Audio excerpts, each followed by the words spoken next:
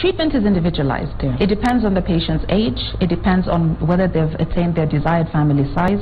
It depends on the size, the symptom, and the position of those fibroids, and whether that patient is a good candidate for surgery or not. Okay. So it's purely individualized. If it's a woman who's postmenopausal, really, we won't hurry to go and remove the fibroids, because remember, fibroids grow in an estrogen-rich environment. After menopause, you have very low estrogen levels in the body, so they tend to shrink.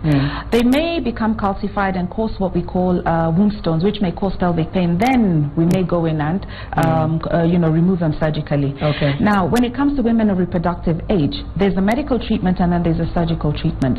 When we talk about medical treatment, we're talking about controlling the pain, controlling the bleeding, and then there are other hormonal treatments that we give sometimes when the fibroids are really big, to help those fibroids shrink, to allow us to be able to remove them easily.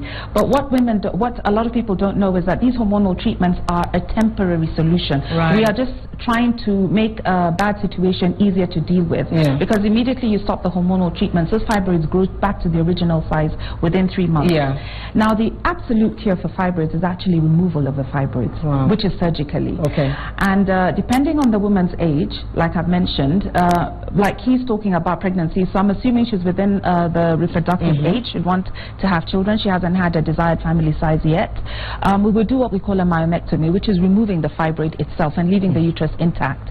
If you don't need your uterus anymore, you've had the number of children that you like, then we can remove the uterus itself, including the fibroid.